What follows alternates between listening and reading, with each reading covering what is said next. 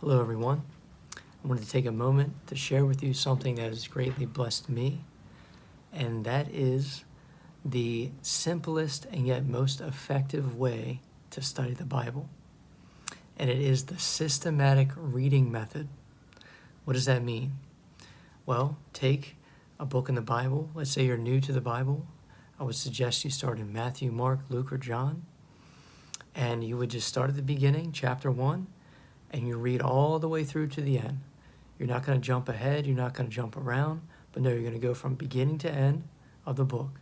And as you go through, you take a colored pencil or whatever you want to use to write and just underline or circle or bracket, whatever you like, scriptures that stand out to you. Scriptures that maybe you want to understand better or that speak to you. And you just continue to read through.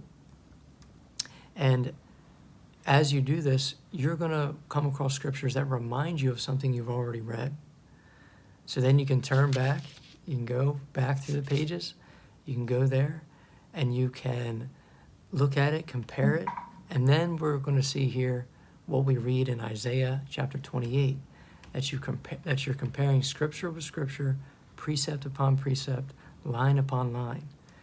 And this is so foundational because we must understand the scriptures for ourselves. God does use pastors, preachers, Bible workers, evangelists to share the word, but ultimately we are to know and see and test all things for ourselves. We must be rooted and grounded in the scriptures for ourselves. I'm going to take a moment and show you my Bible and just give you an example of how I've done this.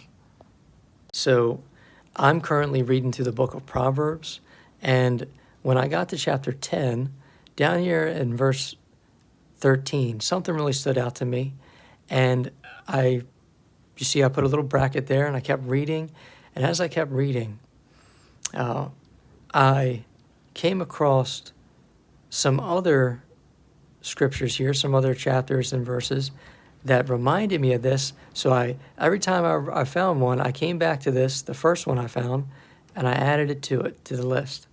So this is just an example. And you go through, and this is where we start to study. So brothers and sisters, I hope that's a blessing to you.